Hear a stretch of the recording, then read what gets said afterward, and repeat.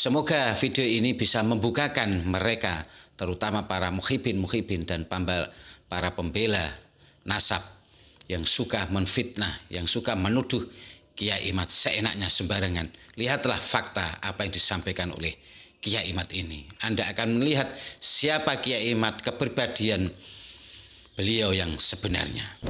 Jadi ketika nasab habaib bagi saya batal, bagi biologi mustahil, itu tidak mengurangi rasa hormat terhadap mereka-mereka yang alim.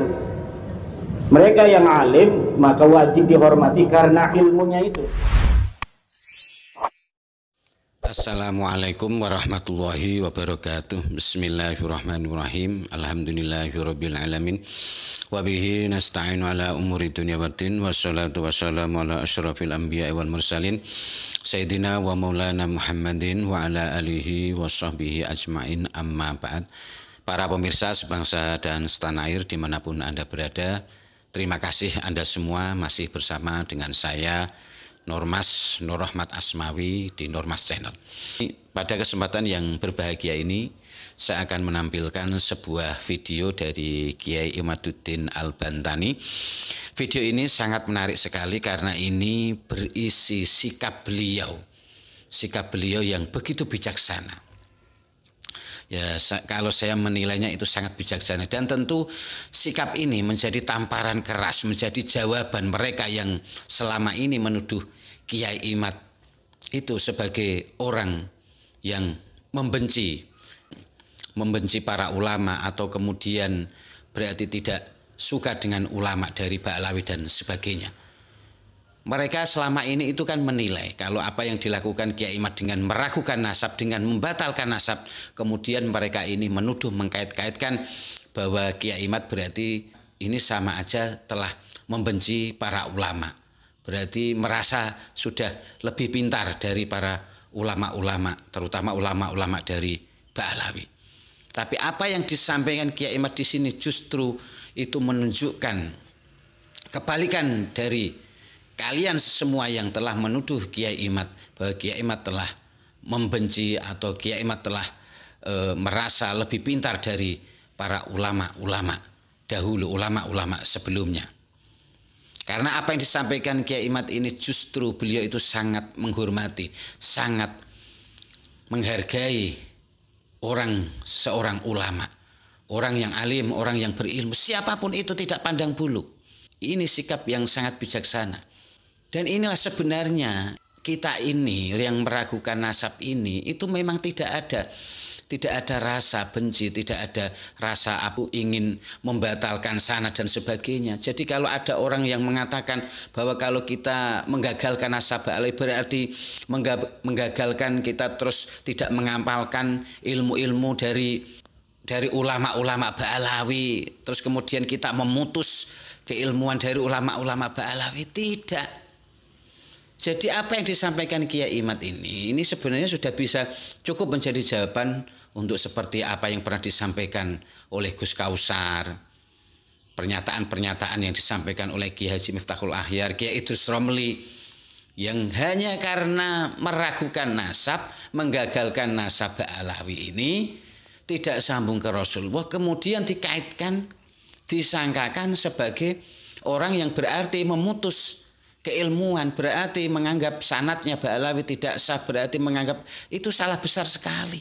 Baik, untuk lebih jelasnya kita simak saja dari apa yang disampaikan oleh Kiai Imad ini. Ini sangat menunjukkan bagaimana sikap beliau Kiai Imad, bagaimana ulama itu tetap harus dihormati walaupun siapapun itu.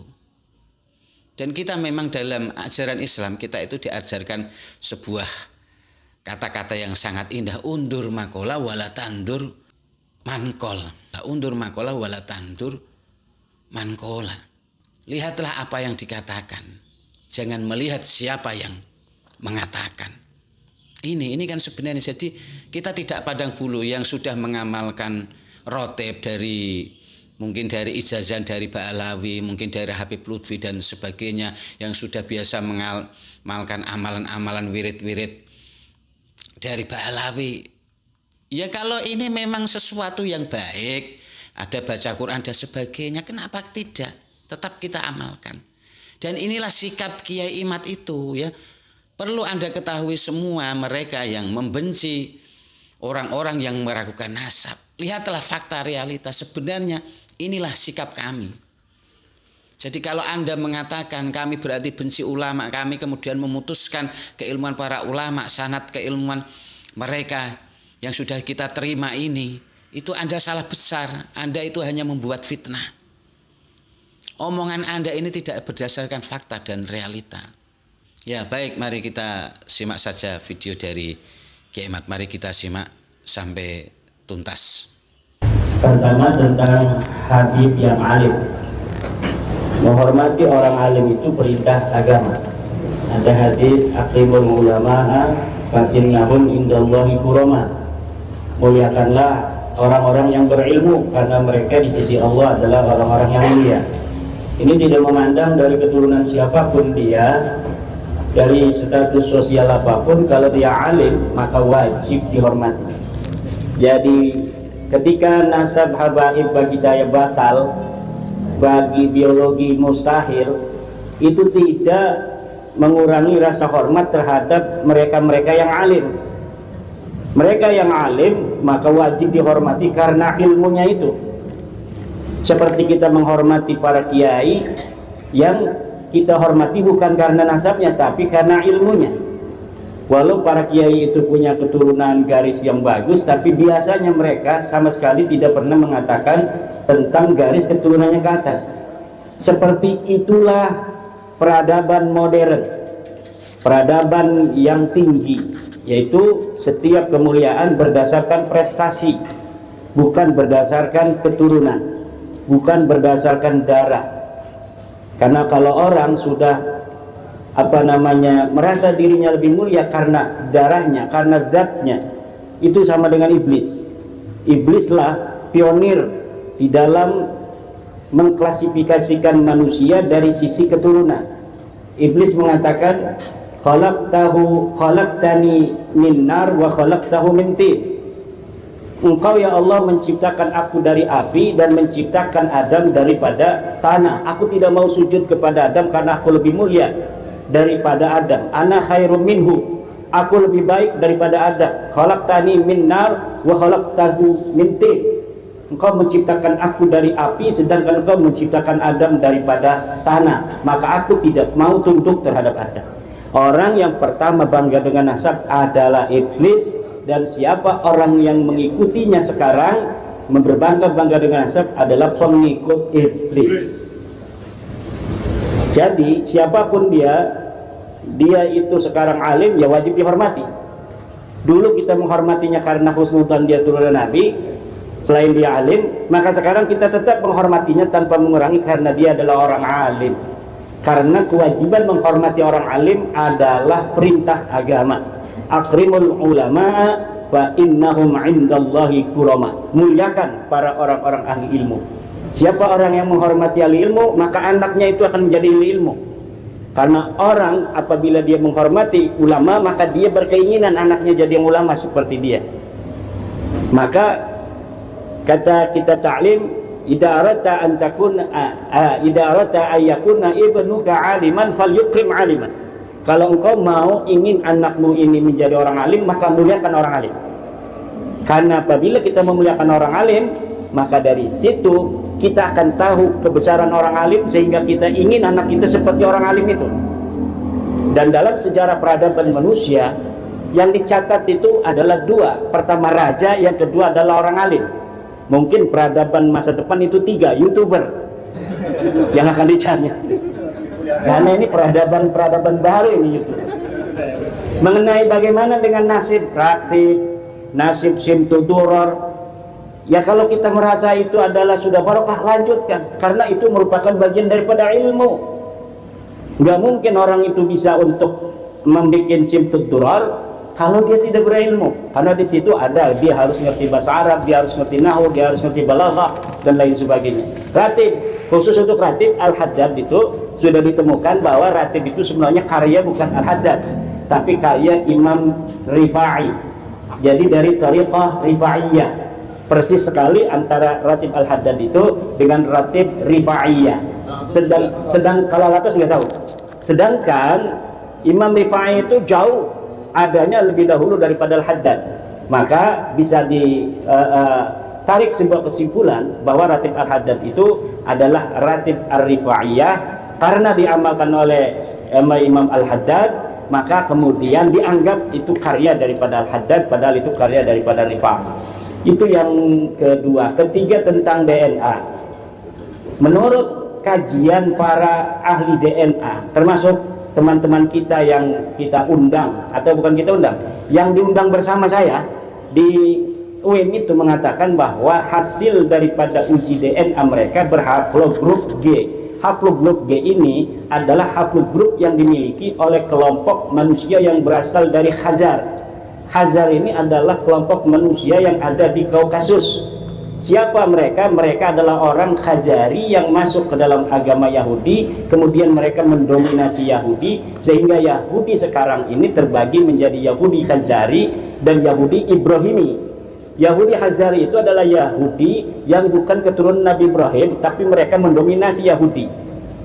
Termasuk Israel itu sekarang Yahudinya yang Zionis itu bukan Yahudi Ibrahimi, keturunan Ibrahim, bukan, tapi keturunan daripada Khazari. Kalau Yahudi keturunan Ibrahimi, haplogrupnya J1, sama dengan keturunan daripada Sayyidina Muhammad. Hari ini kalau keturunan asli Nabi Muhammad itu haplogrupnya sama dengan Yahudi Ibrahimi, yaitu Yahudi keturunan Nabi Ibrahim. Tapi kalau Yahudi Khazari, yaitu orang-orang yang mengaku dirinya Yahudi, jadi nyangkok juga dulunya dia bukan Yahudi tapi nyangkok Yahudi, kemudian mendominasi Yahudi sehingga Yahudi asli itu kalah. Nah, inilah mereka setelah dites haplogrupnya G sama dengan haplogrup kelompok Ba'alawi yang sudah tes DNA di Yaman. Dan menurut info dari Dr. Sugeng Sugiharto, peneliti BRIN itu, 5 orang dari Indonesia Ba'alawi pun sudah mengikuti tes DNA dan hasil haplonya sama persis dengan hasil haplo dari saudara mereka yang ada di Yaman. Walaupun mereka daftarnya dengan anonim, tidak ada namanya. Kalau yang dari Yaman itu yang telah melakukan tes DNA itu ada namanya, Muhammad Al-Jupri, Muhammad bin Yahya As-Sakron, Jamulair. Kalau di Indonesia ini anonim, tidak ada namanya. Bagaimana itu mereka anggota BRIN itu, peneliti bisa tahu bahwa itu Ba'alawi? Karena dari jejak-jejak DNA SNP lainnya yang berasal dari jejak-jejak mutasi ke Indonesia. Jadi mereka dapat meneliti. Orang yang mengaku seorang dari keturunan tertentu itu akan terlihat jejak dari dirinya sendiri sampai Nabi Adam. Dari kita sampai Nabi Adam itu akan terlihat. Maling jemuran susah untuk dideteksi, maling nasab mudah sekali. Kita tinggal ambil rambutnya satu, kita tinggal ambil ludahnya, kita tinggal ambil ingusnya, dia ingus, kita ambil, udah bisa dideteksi dia keturunan siapa, mutasi genetiknya dari generasi keberapa, kemudian mutasi migrasi daripada leluhurnya dari mana saja ketahuan. Baru saja saya membaca sebuah artikel dari Dr. Sugiharto juga, Sugeng Sugiharto, bahwa mutasi leluhur mereka tidak melalui Madinah, juga tidak melalui Mekah, dari Mesir langsung ke Yaman. Kalau demikian, sedangkan Nabi Muhammad itu adanya di Madinah, ada di Mekah. Bagaimana seorang yang mengaku keturunan Nabi Muhammad sedangkan migrasi leluhurnya tidak pernah ada di Madinah dan tidak pernah ada di Mekah? Sedangkan ayah Nabi Muhammad ada di Mekah, Nabi Muhammadnya ada di Madinah. Mutasi leluhur mereka itu berasal dari Mesir, kemudian menuju ke Yaman. Dari Mesir sebelum itu mereka dari Kaukasus itu, dari Kaukasus, Mesir, Yaman. Baru Nusantara. Kemudian untuk Mbak Banyumas yang cantik jelita, saya setuju sekali bahwa tetap kita untuk orang-orang yang alim dan sebagainya tetap hormat. Untuk yang lambe dobol itu, ya sudah jelas koheren antara lambe dobolnya dan penemuan daripada penelitian kita bahwa mereka bukan turun Nabi, dan hasil tes DNA yang mustahil mereka turunan Nabi.